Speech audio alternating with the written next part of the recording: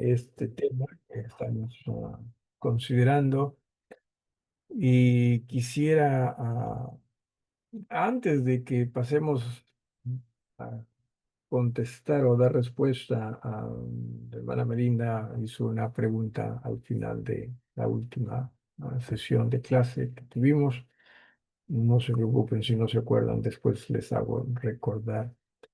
Pero antes de ello, quisiera que nosotros todavía hablemos un poquitito de ese tiempo que se llama o se conoce como intertestamentario, ¿sí?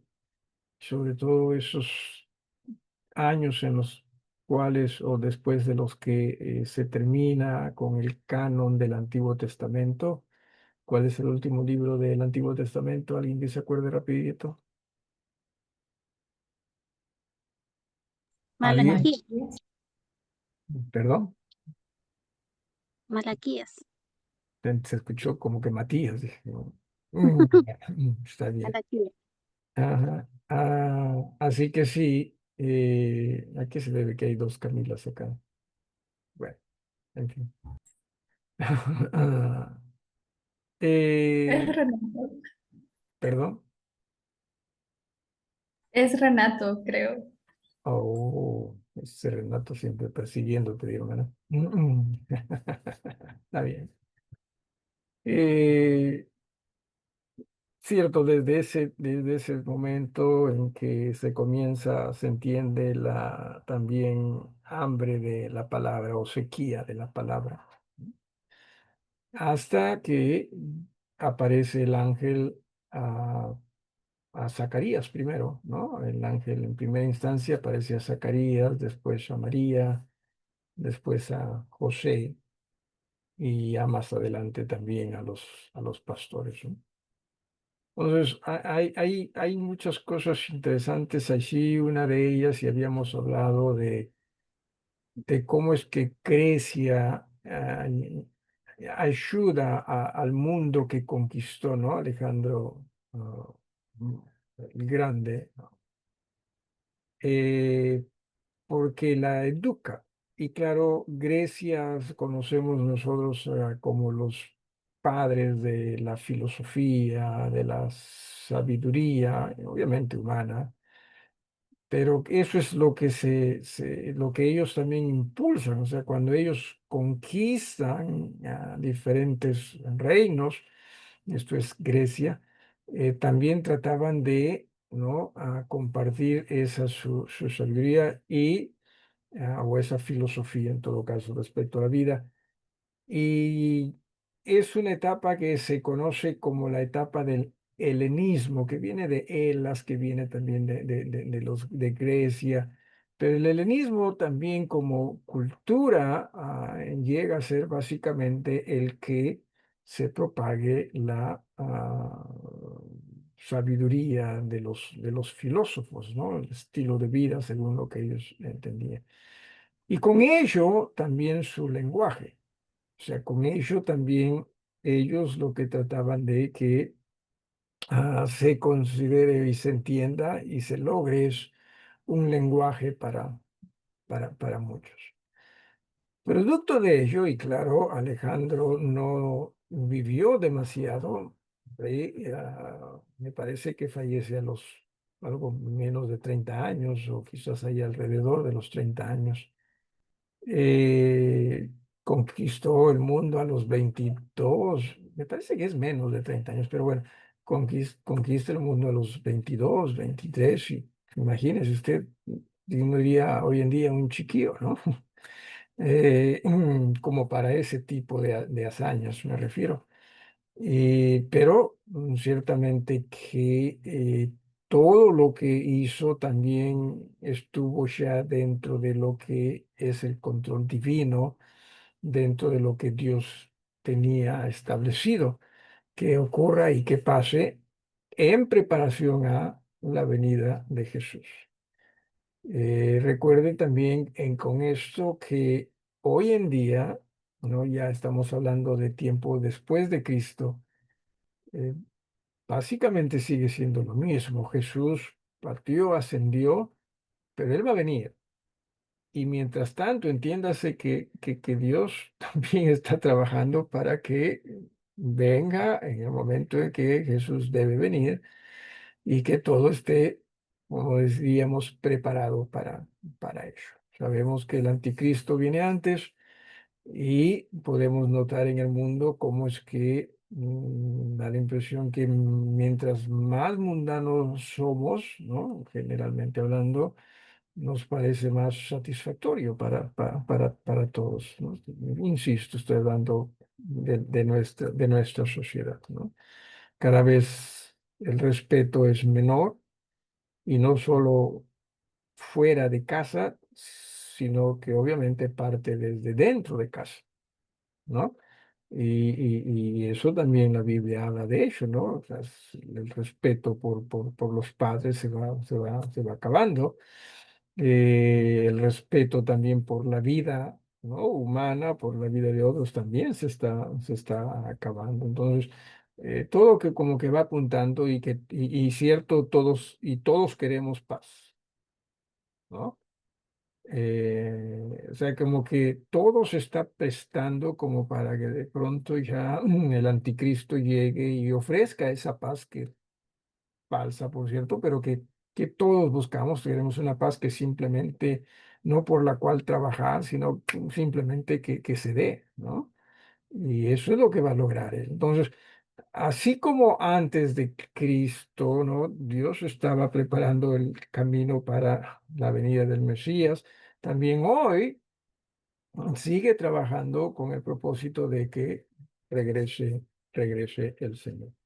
Entonces, el reino de los griegos ayudó mucho en ello y decía, ellos trajeron pues esta cultura helenística, ¿no?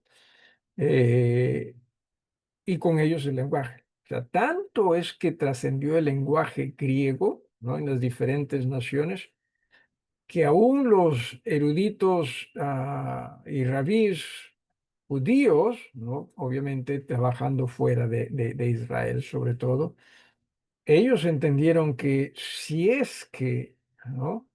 La cosa continuaba así de que el helenismo siga incrementándose, también eso va a llegar a notarse en la gente judía fuera de, sobre todo de Israel o de Palestina, ¿sí?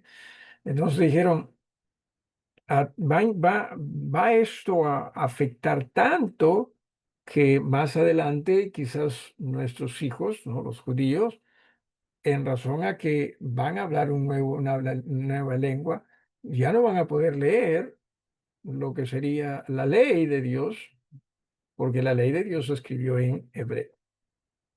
Entonces se hizo también esfuerzos porque se traduzca la Biblia hebrea en el griego, ¿no? En el lenguaje griego, lo cual se hizo más o menos se piensa en el año 300 antes de Cristo, en Alejandría, ¿no? Que Alejandría se convirtió en un lugar de mucha cultura. Alejandría estaba en Egipto.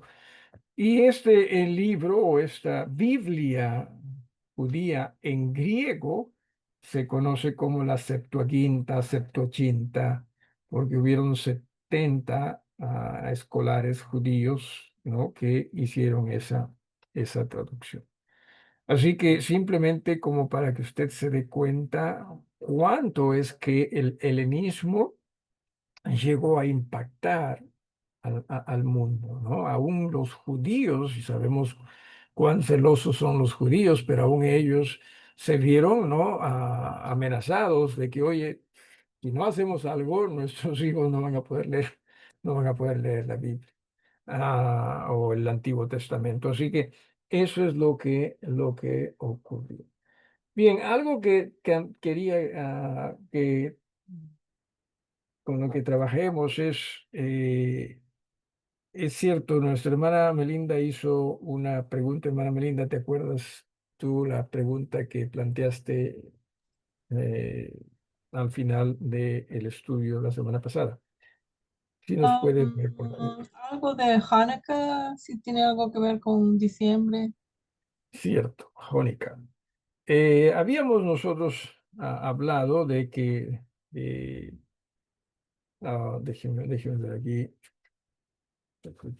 ya, por aquí estoy, me ubico, y ya.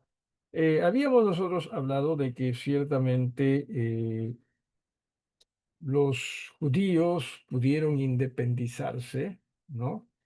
De Grecia, pero Grecia Ptolomea.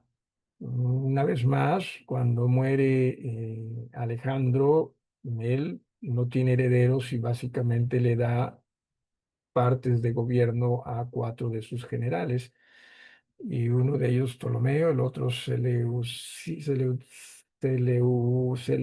y puntos suspensivos, se me fue ahorita, Seleuco. Eh, y ellos estaban en la parte de Palestina, así que eh, parecía que como que jalaban el uno hacia el otro, ¿no? A Palestina en un tiempo los seleucos o seleucidas, otro tiempo los ptolomeístas. Así que así estaba, hasta que finalmente los Ptolomeos con Antíoco y Epifanes conquistan Palestina y desacreditan, ¿no? Irreverentemente el templo y sus prácticas de los judíos. Hubo la revuelta, los macabeos, ¿no? Era una familia de judíos y que logran la independencia, ¿no? de los Ptolomeos y producto de ello restauran, limpian y restauran, ¿no? el templo y todos los servicios religiosos. Y eso ocurre un diciembre 25 del año 165 antes de Cristo. ¿Sí? Y con ello, ellos hacen o celebran esta liberación y limpieza también nuevamente del templo y sus ritos con lo que se llama la fiesta de la dedicación. Jónica, sí, casualmente significa dedicación. Así que cuando se habla de Jónica, se está hablando, sí, de la fiesta de la dedicación. También se le conoce como, en algunos autores, como también la fiesta de las luces, porque los celebraron casualmente con un candelabro, pero no como el del templo. El del templo, ¿alguien se acuerda cuántos brazos tenía el candelabro del templo? No fueron 12, no representaban a las 12 tribus de Israel. 7. Ciertamente, 7. ¿Sí? Este candelabro en Jónica o en la fiesta de la dedicación tenía 9 brazos, o sea, dos más. El del templo eran 7 porque representaba perfección, ¿no? Representaba la luz de Dios. Este, por alguna razón que no se entiende, según lo que he podido ver, quizás haya algunos que han dado sus ideas del por qué tiene dos brazos más. O sea, no se entiende eso. Pero lo cierto es que Menora, creo que se llama el candelabro, es de nueve brazos. Y sí, se inicia la celebración de esto un 25 del mes de Kiev, sería en realidad en términos hebreos. Y que entiéndase también que el calendario hebreo era lunar, por lo tanto, o sea, no siempre se celebraba el 25 día del mes de Kiev, lo cual no siempre es el equivalente a nosotros del 25 de diciembre. Por ejemplo, entiendo que si este año corresponde el 14 de diciembre. ¿Sí? Entonces se celebra Jónica el 14 de diciembre del 2025. En el 2024 sí cayó el 25 de diciembre. sea, no siempre es, repito, el 25 de diciembre, ¿no? Su calendario es distinto, pero sí es muy significativo. No es considerado como una fiesta mayor. Las fiestas mayores son las de el Pentateuco, ¿no?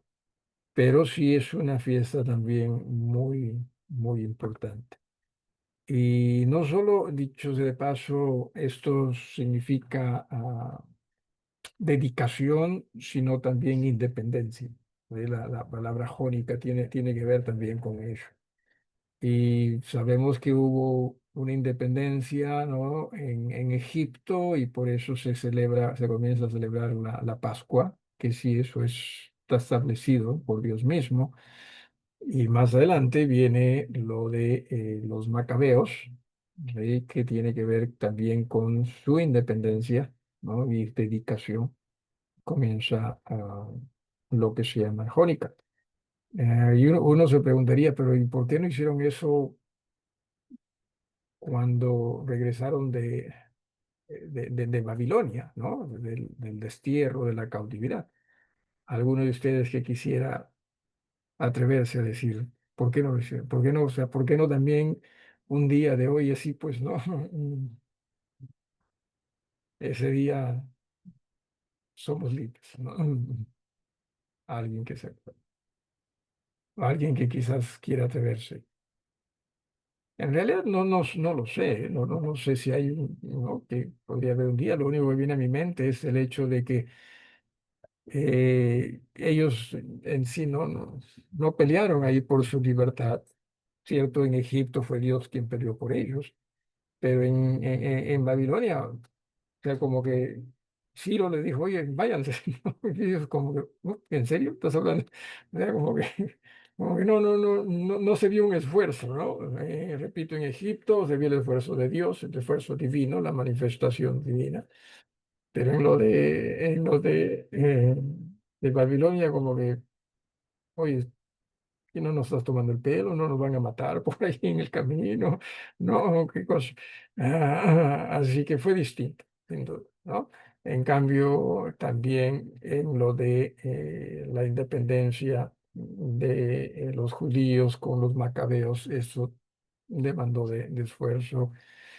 Y dicho sea de paso, algo interesante también, Jónica es una festividad que dura 8 días, me parece, sí, 8 días, y que lo atribuyen a que cuando en el establecimiento y celebración de la primera dedicación, ¿no? O sea, la Jónica, eh, tenían aceite suficiente solo para que alumbre las velas un día. No se tenían. O sea, recuerden, estaban saliendo de una revuelta, de una batalla, ¿no? Tiempos difíciles, pero por alguna obra milagrosa es que duró 8 días más. Y algunos dicen por eso esto del candelabro de nueve días, ¿no? Pero la festividad sí dura 8 días, que no sé qué tan fuerte sea. Más es un tema social, parece ya ahora, cultural, por cierto, judía, y es más, sociedades de diferentes partes del mundo también celebran eso, ¿no? Como que sí tuviese algo que ver con ellos, pero más que nada por un tema cultural, ¿no? Y significativo, sin duda, que fue para los judíos, ¿no? Así que sí, más o menos eso es lo que puedo decirles de Jónica o la fiesta de la dedicación. ¿Cómo se celebró en tiempos de Jesús? Porque recuerden que hemos hablado, ¿no? En Juan, ¿se acuerdan ustedes qué capítulo fue? Eh, no recuerdo ya dónde lo apunté, pero Juan capítulo 10 de hecho, no sé qué versículo, no recuerdo qué versículo, quizás fue el primero. 22. 22, podrías darle lectura, hermano. Celebrábase en Jerusalén la fiesta de la dedicación. Era invierno. Ujú. Ok, gracias. No sé cómo se debe haber celebrado. Obviamente lo elemental, ¿no? El qué sé yo, las luces, y que no todos tenían que celebrar, ¿no? En las fiestas grandes, ¿no? Las del Pentateuco, o sea, era mandato divino. En este caso, no tanto, simplemente una expresión de celebración, ¿no? No era mandato divino, ¿no? Así que eso simplemente es lo que ocurre y lo que pasa. Así que bueno, ya con esto termina también, ¿no? Y acá quería rapidito ver, compartir con ustedes aquí esto. A ver, déjenme ver. Me ubico, share. Y acá está. A ver, ya. ¿Ve? Algo que aquí quisiera que usted pueda notar, en la medida de lo posible. Eh, mm, ¿Dónde está? Ya, acá está, aquí. A ver, en la medida de lo posible, sí, si se da cuenta, aquí, el fin del dominio babilónico, ¿sí? Uy, qué derecho me salió la raya. Ah, me asombro de mí mismo. Es en el año 539 cuando lo sueltan a los judíos. De luego viene el Medo-Persa, ¿sí? Que termina en el 332. Ahí comienza el griego, se impone, ¿no? El imperio griego, que termina, ¿no? Para los judíos, por lo menos, en el año 167. ¿Sí? Eso les dio independencia. Así que los judíos tuvieron una independencia de más o menos 100 años, porque termina en el año 63 y comienza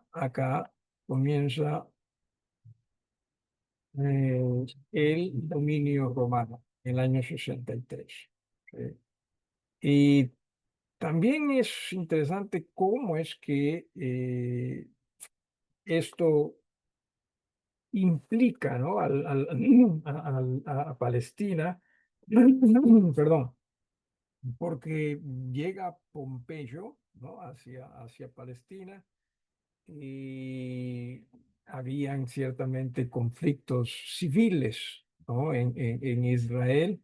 Finalmente, él llega a darle poder a una de estas personas. Más adelante, sí, dice que con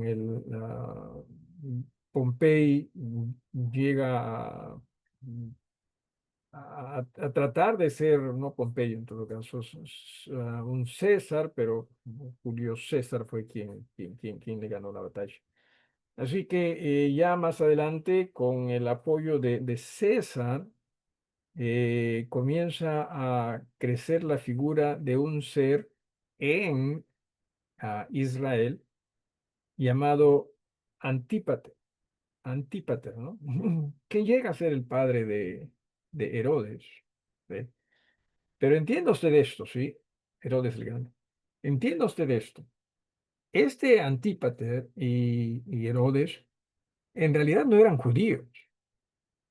No, uno pensaría, oye, si fue rey de los judíos, entonces era judío. No, no, era de los idumeos o esmonians también, ¿sí? Que eran de otras naciones, como por ejemplo los edomitas, ¿no? Y todos esos otros grupos pequeños, menores.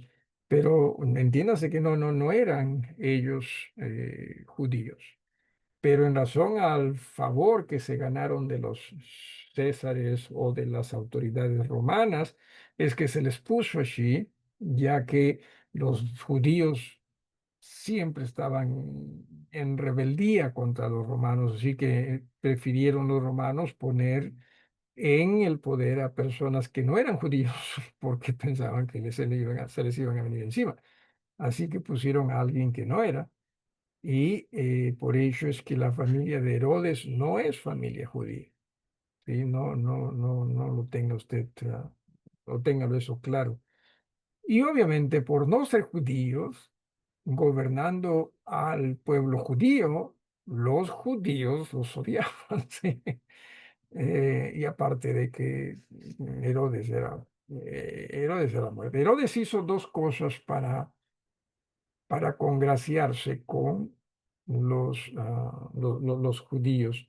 Eh, Herodes nace en el año 74 y muere en el año 4 antes de Cristo, ¿no? Pero Herodes hace un par de cosas, era muy hábil, obviamente, pero muy desconfiado también. Pero bueno, lo primero que hace es, se casa con una mujer influyente y hermosísima, se dice. Se piensa que quizás haya sido una de las mujeres más hermosas en el tiempo en que le tocó vivir.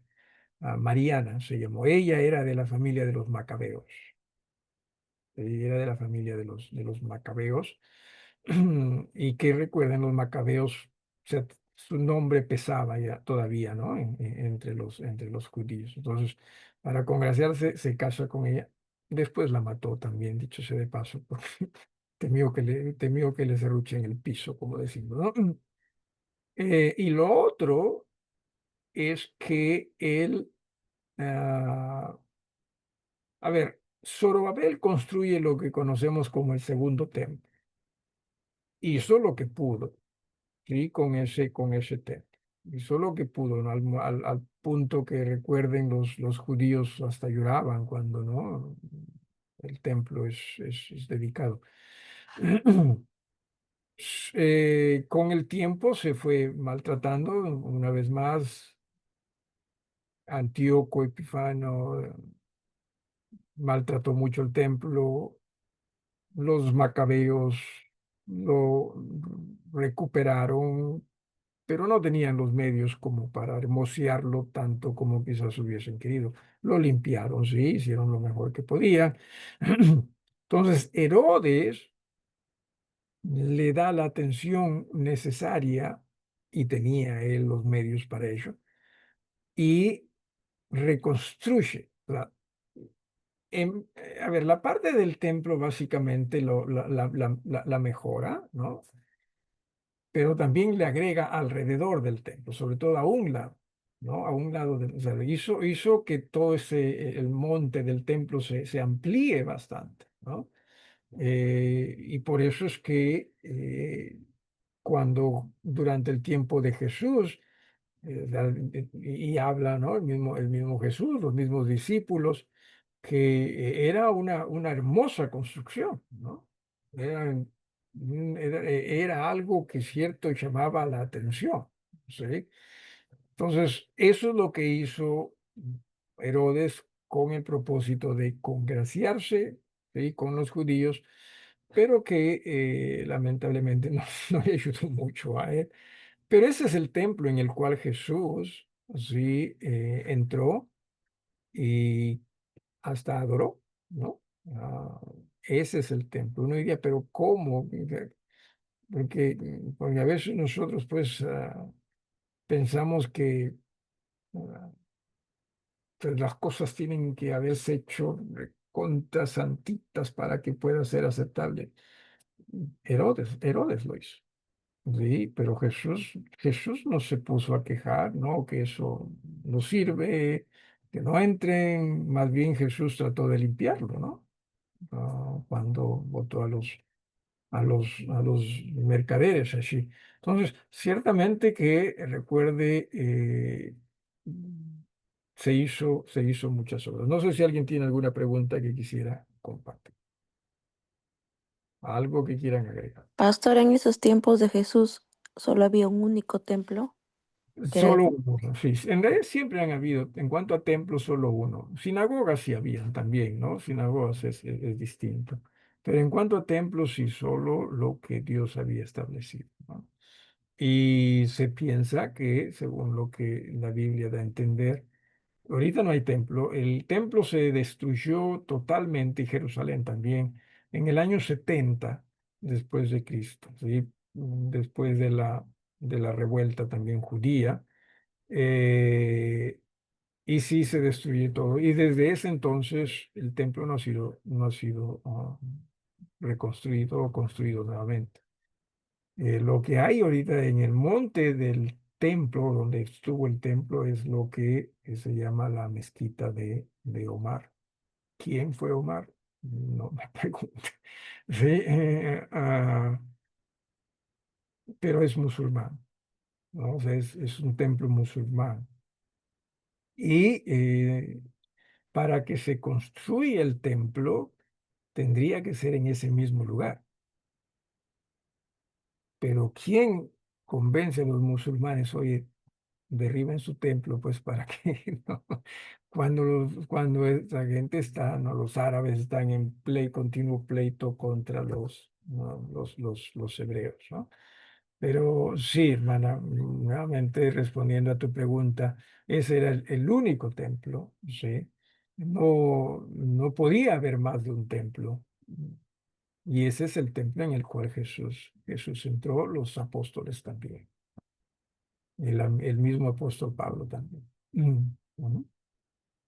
¿Algo más o alguien más? ¿Alguien más?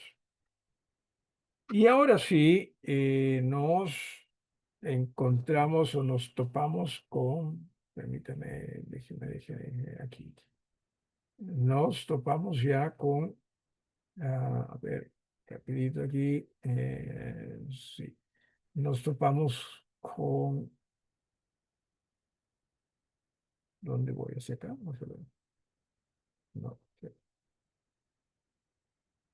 Eh, el nacimiento de Jesús, lo que conocemos como el Nuevo Testamento. ¿Y qué pasó acá?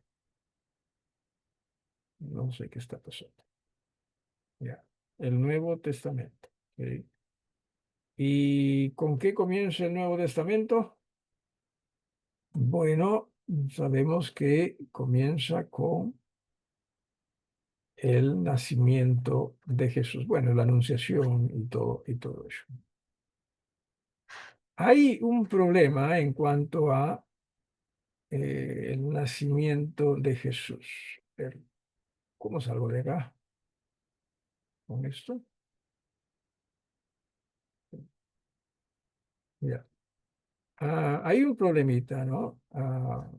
Uno diría que Jesús nació en el año 1 de la era cristiana. ¿Eh? Pero han habido varios factores que hacen comprender que en realidad mm, Jesús nació antes del año 1. Porque según lo que se entiende, y vamos a ver un video, sí, según lo que se entiende, de acuerdo a este calendario, Jesús nace en el año 1, pero en historia, Herodes muere antes del año 1. Mire, pero un momento, ¿cómo que muere? Si Herodes fue el que estuvo con vida cuando Jesús nació, ¿no? Entonces hay una confusión allí y me agradaría, si ustedes me permiten, ah, compartir un video, creo que lo tengo acá, sí, acá lo tengo, que quizás ayude, sí, es complejo, sí, es complejo, hay diferentes versiones, pero quizás ayude esto a que usted pueda tener una idea de lo que esto es, ¿sí? Me avisan si es que no se ve o si no se escucha. Ok, ¿listos? ¿Sí ven el video? Creo que podría agrandarlo, ¿no? Bueno, listo, a ver, déjeme acá. Salgo. Ya. Cualquier cosa me avisan. Que aquí vamos. A ver, existe un año exacto para este acontecimiento, ¿no? Estamos hablando acá arriba, el nacimiento de Jesús. ¿Por qué no nació en el año 0? Porque eso sería lo ideal, ¿no? O sea, que nazca, ¿no? Y recién comienza el después de Cristo. Y acá hay algunas explicaciones que quizás ayuden. ¿Existe un año exacto para este acontecimiento? Comúnmente se cree que Jesús nació en el año 0 o en el año 1, pero ¿te sorprendería saber que hay discrepancias serias en cuanto al año real de su nacimiento con un margen de error de varios años?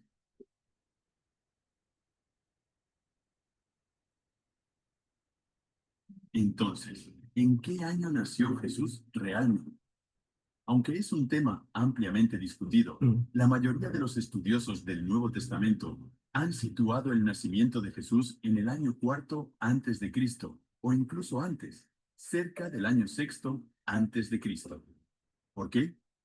Esto se debe a la información que tenemos hoy acerca de otro personaje bíblico muy importante, Herodes el Grande. Hoy sabemos por diversas fuentes como la de Flavio Josefo que el rey Herodes el Grande murió aproximadamente en el año cuarto antes de Cristo. Dado que Herodes desempeñó un papel clave en los sucesos alrededor del nacimiento del Mesías, Jesús tendría que haber nacido antes de la muerte de Herodes. Esto nos lleva a una pregunta obvia: ¿cómo se terminó cometiendo una inexactitud tan trascendental? Antes de responder a esa pregunta, empecemos por definir un poco los términos. Los términos antes de Cristo y después de Cristo tienen su raíz en la expresión latina Anno Domini, que literalmente significa en el año de nuestro Señor. Este término se utilizó originalmente para marcar los años en los calendarios juliano y luego en el gregoriano, con el nacimiento de Jesús como el acontecimiento central que divide la historia. Desde entonces, todos los años anteriores al nacimiento de Jesús reciben la etiqueta antes de Cristo, y todos los posteriores a su nacimiento, después de Cristo. En conclusión, si Jesús hubiera nacido en el año 1 después de Cristo, estas designaciones serían exactas y este video no hubiera sido necesario. Ahora es necesario hablar de un personaje que originó este asunto: Dionisio el Exiguo. Dionisio nació en Escitia Menor, es decir, en algún lugar de la actual Rumanía o Bulgaria, y vivió entre los años 470 y 540 después de Cristo. Hoy es conocido como un monje erudito que, por su trabajo, se trasladó a Roma, y allí se hizo famoso por traducir muchos cánones eclesiásticos del griego al latín, incluidos los famosos decretos de los concilios de Nicea y Calcedonia. Irónicamente, Dionisio también escribió un tratado de matemáticas elementales. Decimos irónicamente, porque lo que le ha hecho más famoso son sus cálculos del antes mencionado Anno Domini, que se utilizaron para numerar los años de los calendarios juliano y gregoriano. Quizá debido a sus conocimientos matemáticos, en el año 525, Dionisio fue encargado por el Papa Juan para determinar una forma de calcular la fecha de la Pascua de manera más precisa. Para ese momento, existían diferentes sistemas de conteo de años, ninguno de los cuales estaba estandarizado. My work is easy because I use ClickUp. Here's how I keep track of all my Disculpen. tasks. ¿Qué I hago start acá? by brings up everything I need to get done in a list. Ok, disculpen. Entonces Dionisio decidió establecer un nuevo calendario que comenzara en el año que consideraba el nacimiento de Jesucristo. Sin embargo, la fecha exacta del nacimiento de Cristo no estaba clara en ese entonces, por lo que Dionisio eligió comenzar su calendario en el año que creía que era el año 1 después del nacimiento de Jesús. Dionisio no calculó un año 0 entre antes de Cristo y después de Cristo, por lo que todos los siglos de nuestra era realmente comienzan con el año 1. Esta decisión fue el punto de partida para el sistema de calendario que más tarde se denominó Anno Domini. Dionisio identificó las distintas fechas de celebración de la Pascua en su tabla de Pascuas, pero no para datar ningún acontecimiento histórico. Cuando elaboró su tabla, los años del calendario juliano se identificaban nombrando a los cónsules que ocupaban el cargo ese año. Él mismo afirmó que el año actual era el consulado de Probo Junior, y también declaró que eran 525 años desde la encarnación de nuestro Señor Jesucristo. Para ser sinceros, no tenemos mucha idea de cómo Dionisio hizo este cálculo, pero no cabe duda de que este trabajo fue trascendental. Se convirtió en la base de nuestro calendario moderno que separa antes de Cristo, o antes de la era común, y después de Cristo, o después de la era común. Curiosamente, puede haber habido una razón teológica para que Dionisio argumentara a favor de su cálculo. Lo que algunos han concluido es que el monje quería silenciar a los que sugerían que Jesús volvería exactamente 500 años después de su nacimiento. Error, ese barco ya ha zarpado, dijo Dionisio. Una posible explicación adicional de este cálculo sugiere que Dionisio creó un sistema de numeración de años completamente nuevo para reemplazar los años de Diocleciano que se empleaban en una tabla previa de Pascua. Esta acción respondía a su deseo de evitar perpetuar la memoria de un tirano que había perseguido a los cristianos. Ahora surge otra pregunta. ¿Cómo es que Dionisio no calculó un año cero, sino un año uno, en su contabilidad de antes de Cristo y después de Cristo? La ausencia del año cero en la cronología se debe a convenciones culturales y matemáticas. En la época de Dionisio, el Exiguo, el concepto del cero como número posicional no existía en los sistemas numéricos occidentales. Este concepto se desarrolló en la India y se extendió gradualmente a través del mundo árabe antes de llegar a Europa entre el siglo VIII y el siglo VII. Finalmente, ¿cómo este sistema se popularizó al nivel de convertirse en el estándar de nuestro calendario? Ahora tenemos que hablar de otro personaje, Beda el Venerable. Este monje inglés, considerado hoy como uno de los eruditos más importantes de la antigüedad, adoptó los cálculos Anno Domini de Dionisio para fechar los acontecimientos en su historia eclesiástica del pueblo inglés, terminada en el año 731 después de Cristo, lo que ayudó a popularizar significativamente el cálculo de Dionisio. Tanto Dionisio como Beda consideraron el Anno Domini desde la encarnación de Jesús, aunque la distinción entre la encarnación y la natividad se clarificó después. En el auge del Imperio Carolingio se impulsó el Anno Domini, respaldado por Carlomagno. El uso de Anno Domini se popularizó posteriormente en los países católicos entre los siglos VIII y XIV. Los países ortodoxos adoptaron este sistema más tarde, algunos en los siglos XIX y XX. Este sistema de numeración de los tiempos, arraigado en un trasfondo cristiano, es predominante en el mundo, respaldado incluso por muchas instituciones internacionales. Su preeminencia se debe a la influencia del cristianismo en el mundo y la gran relevancia de Cristo como figura histórica de la historia de la humanidad. ¿Y tú? ¿Qué piensas? ¿Conocías este detalle histórico sobre la fecha del nacimiento de Jesús? ¿Debería la controversia sobre el año de nacimiento de nuestro Salvador impactar la forma en que se celebra su nacimiento y su significado espiritual para los creyentes?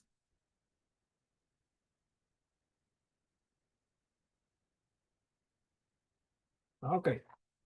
No que esto sea del todo clarísimo, ¿no? Como para decir, ok, ya entendemos dónde estuvo el error. Pues no, pero más o menos lo que comprendo es que Dionisio lo que hizo es, en base a uno de los cónsules de 525, es que de ahí él contó 525 años y dijo, ese primer año es el nacimiento de Cristo. ¿Ok? Y por eso puso, pues, año número 1, ¿no? De la era cristiana. Sin embargo, históricamente hablando, Herodes ya había fallecido antes de eso, ¿no? Y ahí se origina la controversia. Por eso es que se piensa que Jesús en realidad, según ese calendario, debe haber nacido en el año 4 o 6 antes de Cristo, que suena irónico, ¿verdad? Y controversial. ¿Cómo que nació antes de Cristo? Pero hay esos problemas, esos errores en el cálculo de Dionisio. Eh, También tiene que ver algo con lo del censo, porque en Lucas se habla, ¿no? Que en el año del censo, uh, ah, José y María pues tuvieron que regresar a su tierra. Entonces se piensa que se piensa que también hay controversias con ese censo, porque resulta que parece que hubo dos censos y generalmente gente calcula la fecha en base al segundo censo pensando que era el único, pero después encontraron, no, había otro censo antes. Así que es complejo, ¿sí? Pero según lo que se entiende, sí, Jesús no nació en el año 1 de este calendario que tenemos, ¿no? Sino en el año 4 o hasta 6 también del mismo. Así que bueno, eso no debe afectar nuestra fe para nada, sino simplemente el hecho de que los cálculos pues en la historia fallaron y que fallen, ¿no? Que nosotros todavía seguimos confundidos nosotros. Ajá, pero en fin, ¿alguna pregunta, algo que quieran agregar? Ya con esto nos vamos también despidiendo. ¿Sí? ¿Alguna pregunta? Entonces, lo que vamos a estudiar aquí es comenzando con Jesús, ¿no? Comenzando con Jesús y lo que Él significa, no solo para el Nuevo Testamento, sino también para el Antiguo Testamento. En realidad, lo que Jesús significa para toda la historia de la humanidad y, por qué no, de la creación también, ¿no? Ujú. Así que, sí. Si alguna pregunta, Dios mediante la próxima semana avanzamos ya con el Nuevo Testamento.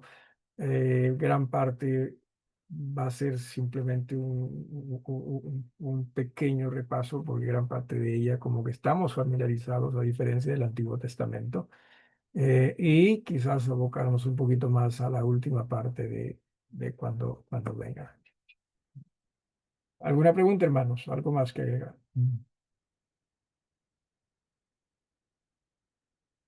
Muy bien, ahí nos detenemos. ¿Alguna petición?